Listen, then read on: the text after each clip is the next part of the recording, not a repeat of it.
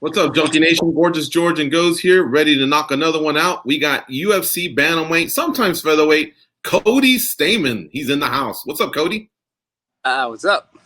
It's good to see you guys. Not much, man. Yeah, good to see you too. To be clear, you will be a bantamweight for the next few months. You're fighting Merab Dvalishvili on December 5th at UFC Fight Night 185. That is correct, right? This one's at 135? Yeah. Unfortunately, they're gonna make me cut weight again. That's not something I'm looking forward to, but whatever. Yeah. All right. Let me ask you something here. I mean, you're just seconds prior to us going live, you were smiling and having a good time. It looked like you took that last fight, the loss really hard. And I know you've had a rough summer, obviously, going back to May. How are you doing? How are you coping, I guess, with everything that's happened this past summer? I mean, the loss in the fight wasn't really something that I took hard. I think choosing to take that fight was just a really, really bad decision. Obviously, if people don't know, I lost my little brother, then fought, then went home, did the funeral, did all that stuff. And, after a fight and while that stuff is kind of all fresh, I don't really think the grief and all the, the pain and everything really hit me until, maybe a couple weeks after, maybe when I was kind of deciding when I came back to Vegas and everything kind of got real lonely. And then I was in Vegas for maybe a week, and then I signed that fight. And I really think I did it simply just to escape some kind of pain that I was dealing with, which is just absolutely the worst time you could ever, sign a fight. Not to mention I hadn't trained in 3 weeks, so I hadn't trained. I'd been eating, drinking, wasn't in a great place. I took a fight that I knew I wasn't ready for. I thought maybe I could just pull it together. And you can't do that at this level, and my performance showed that I hadn't trained. My performance showed that I wasn't in shape. And, it was just a really, really poor decision I made in a really, really dark time. Somebody should have been close to me and been like, Cody, don't fight, but ultimately, I'm a man. It's my decision. And I made a bad decision. Do I look back at that fight and think, that's really what I'm capable of? No. I mean, if you watch my fight against Brian Kelleher, then you watch my fight against Jimmy Rivera. I mean, you can see two completely different athletes. One prepared athlete that wants to fight, and one guy who's just showing up, and it has no business being in there at that time. Well, thanks for opening up. We haven't done the rounds, in Vegas. We usually run into you guys at least once a week, once every couple weeks. We haven't seen you guys. The fact that you're addressing the question head on and opening up, we appreciate that. And what I have seen is, like I said, you were smiling earlier. I perused the social media. I saw you vacationing with Joe B1 Kenobi. That looked pretty cool. So, now turning the page and looking forward to this fight camp that leads into your fight against Merab Dvalishvili in December. Is anything different, or is it still UFC PI, Extreme Couture, and same team? Yeah, I mean, same team, just different mentality. I hate losing. I hate losing.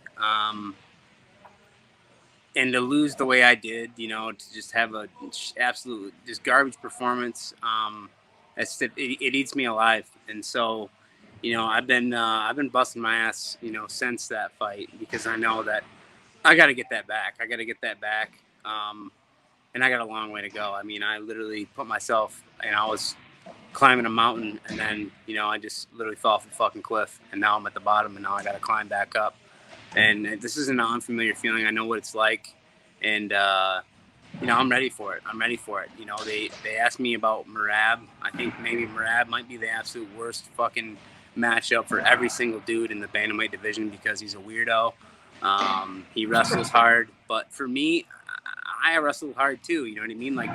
Do I think he's a better wrestler than me? Fuck no, hell no. Do I think he's bigger than me? No.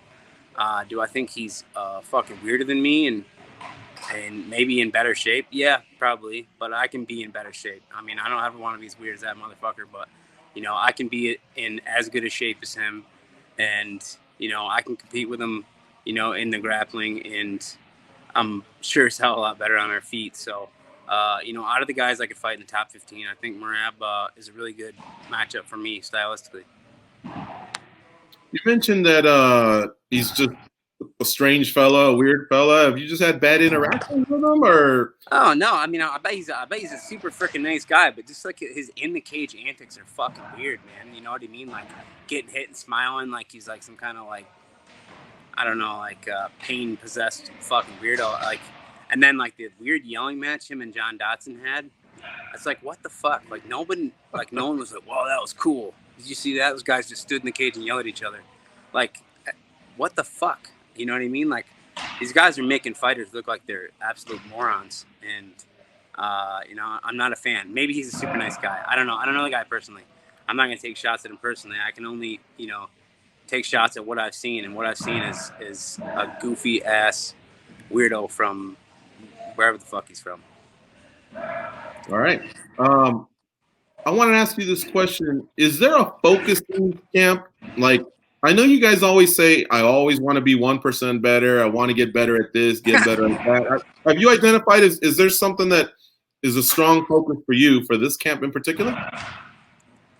I don't know. I mean, I'm not going to sit here and be like, yeah, I'm going to do this and I'm going to do that. And, we're making all these changes and all these adjustments. And I'm doing everything right. And, I'm so disciplined and I'm so motivated and, all the fucking bullshit everybody says every single camp. I mean, I think this camp's going to be absolute fucking hell. I think it's going to suck. Maybe worse than any camp I've ever done. I mean, I'm already doing workouts that I absolutely fucking despise. I'm doing the crazy hard conditioning. I'm doing the sprints. I'm doing all that stuff, to prepare for a guy that, is in really, really good shape. I'm not going to sit here and tell you my camp isn't going to be fun. There's not going to be anything fun about it. And I'm going to fucking hate this shit by the time the fight day rolls around. But, I signed up for it. I think I'm just going to go absolutely balls out for like 5 days straight and then, spend a couple of days in the woods and go hunting. And that's pretty much what my camp's going to look like for the next 10 weeks. I saw that. You were giving a love to the West Coast hunters or whatever, or I guess how they get down here. You said it back home in the Midwest. You just kind of go 50 paces, and next thing you know, it's on. Sit in a tree, yeah. Here it's a little bit different. You have to really, really like get out there in the wilderness, huh? Yeah, it's fun. It's fun. And you know what? Honestly, with how crazy everything's been in my life, I think the only thing that's absolutely kept me sane is just going the fuck out of town and just going somewhere like in the mountains and spending 2-3 days camping. Like it's the only thing that's keeping me, on the right side of sanity right now. And I think more people should probably do it because it's amazing, how much less stressful and simpler your life is when your cell phone doesn't work. And the only thing you got to worry about is, making a fire and hanging out. If somebody told me, hey, you're going to go out 50 miles away from anybody, you're going to go hunting, you don't know what you're going to face out there. Who do you want to take with you? I'd probably think like someone from Oklahoma or Minnesota. The Midwest jumps out at me.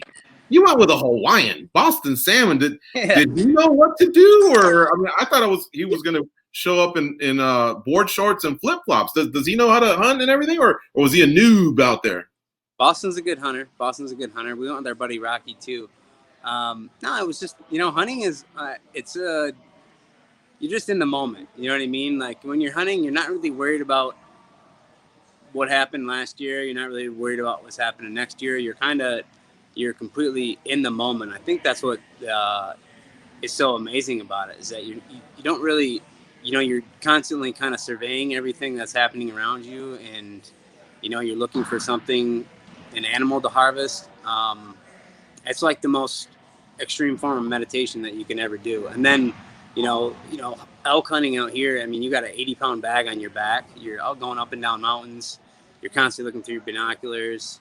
You're setting up camp. There's fucking bugs everywhere. It's hard. I mean, it's hard. It's challenging, you know, and that's something that I'd never gotten in the Midwest, and I love it. I mean, I love it. I could see myself.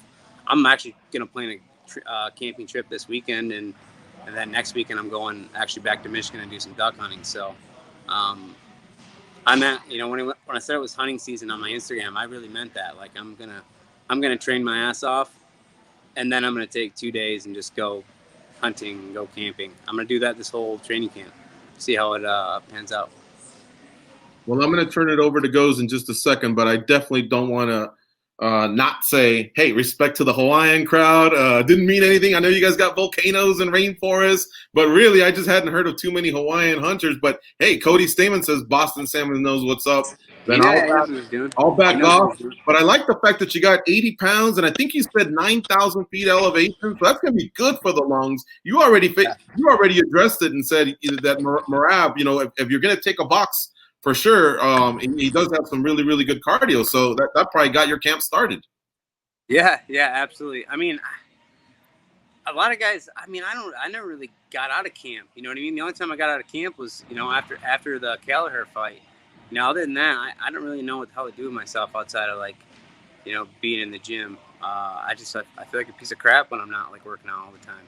I feel like everyone's getting ahead of me. So, you know, I've been training hard since early August. Cody, I'm fascinated by the camping and the hiking because I follow you on Instagram and social media, and I see the places you go, and I've been to a lot of those places. When you say start a fire, do you mean clicking like that, or are you one of these guys, or like how far can you get into all of it? So, I mean, I have a fire, like a starter stick. I mean, I don't really see the reason to do all that BS if I have a lighter with me. You know what I mean? Like, I think a lot of guys just really like the hardcore aspect of it, like, you know, not having a lighter and doing that. But, you know, if my lighter doesn't work, I obviously have a backup, and then, you know, I might have some waterproof matches and shit too. Like, no, I don't get quite as hardcore as some of those guys do. But I mean, I guess those are good skills to know. If you were on one of them shows, let's say like a Naked and Afraid or Survivor, you had to have a partner with you. Who's the one person you would want with you, and then the one person, no way in hell, you would want with you? Oh man, one person I would want with me.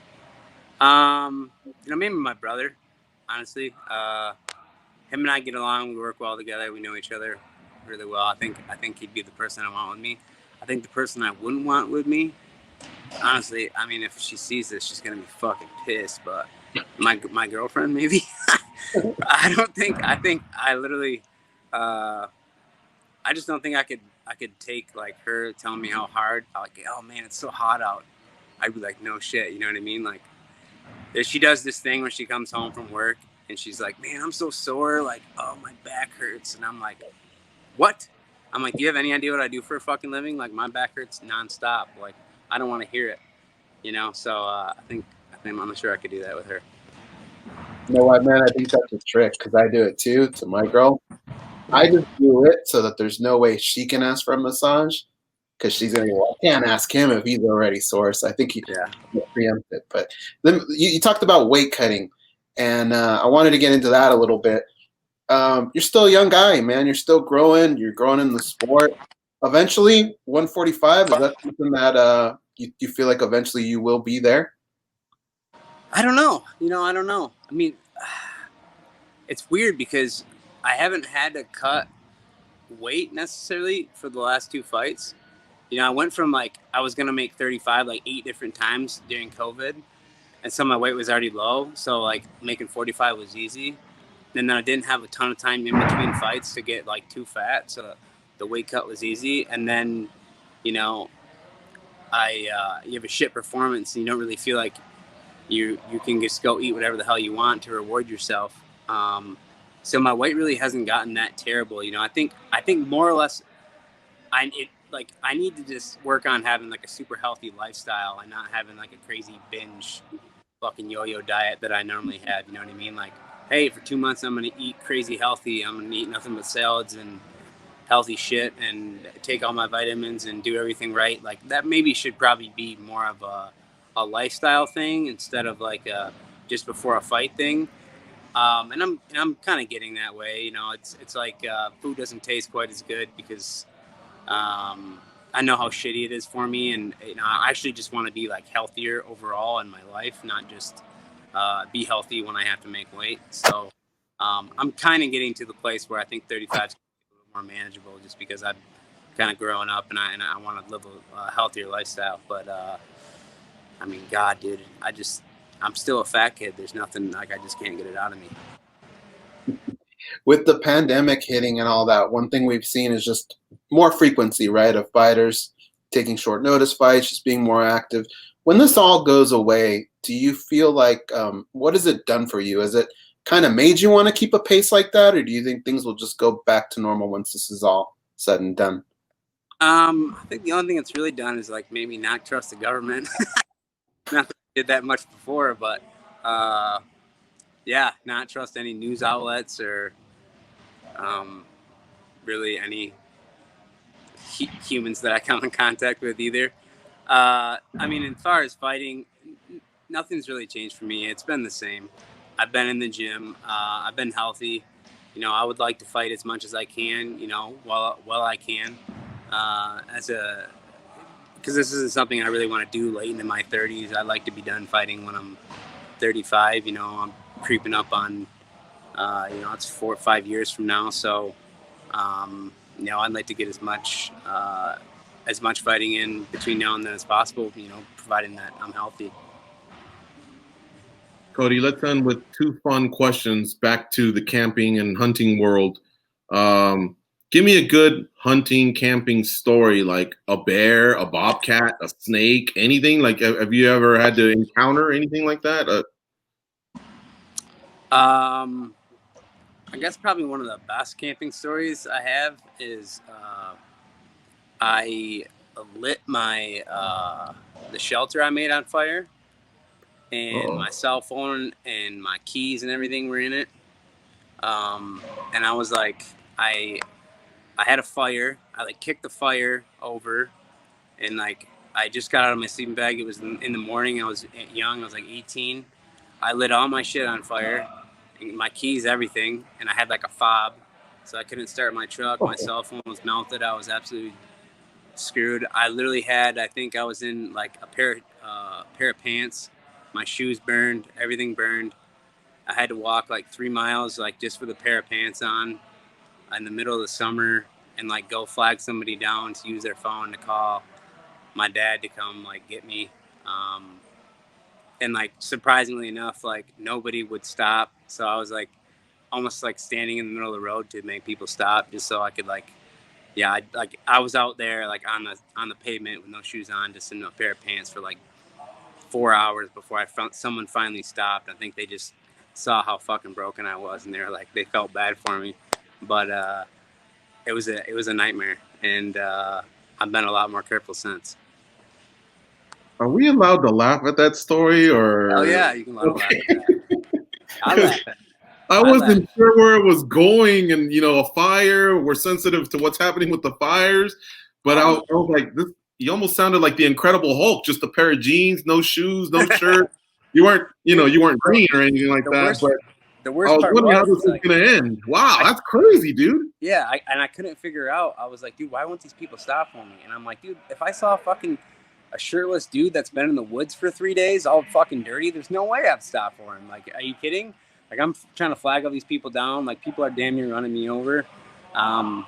Funny story, but I was in rough shape at the time. All right. Well, that was a good one. And then the other one, not what I'm going to ask you now is probably going to pale in comparison, but I wanted to push you a little. I think Goes missed the chance here. You said, don't take the girlfriend and then go with your brother, but let's focus on your teammates at Extreme Couture. Let's have some fun. Who do you think would be a great one? Don't pick Boston Salmon because you already went with him, but who do you think would be good without knowing much about them, but you can just tell they'd be like a woodsman, you know, out there, a good partner to hunt with? And then who do you think is somebody you wouldn't want to take because they're just, you know, they're not all about that. You know, they like suits and shit or Ferraris. They wouldn't want to rough it. And I think all those guys from Extreme Couture are soft as fuck. I don't think I'd want to go with any of them. I don't know, man. I literally these guys are all like, they're not like woodsy fucking. I mean, they're like I'm like literally the only redneck that I can think of at that gym. You know what I mean? The only one that hunts and fishes and like does things outdoors, like enjoys being outdoors. Like these guys all like pretty much, I feel like they're all like teenage girls that just like hang out, you know, at their houses together. Yeah, I don't know. I don't even know who I would take. I think I might just go by myself, honestly. I might regret this later because I think of somebody that was an obvious choice. I would have chosen Randy Kapoor, the guy to take, and I would have. Yeah, he looks. I mean, he's from the Northwest. He looks woodsy and tough, and he's former military. And the last guy I think I would take is Puna. Puna looks like he'd rather be on a surfboard or something. Puna would just be good company, though. Yeah, he's funny. He's always good energy. He has a big smile on his face. I want to take him just to make you fucking laugh. All right, my man. Hey, listen, thanks for the time as always. I hope you have a great camp. You know, things I think are opening up and you guys are able to get to all the facilities here in Vegas. So it's wide open. We can do whatever the hell we want now. Keep doing your thing. Have fun on your hunting trips to break it up, or maybe you said you're not even going to do any of that until the fight's over. But we're starting to get out there more. I'm sure we'll see you at the gym, man. And okay, cool. Hope you have a nice week. Take care.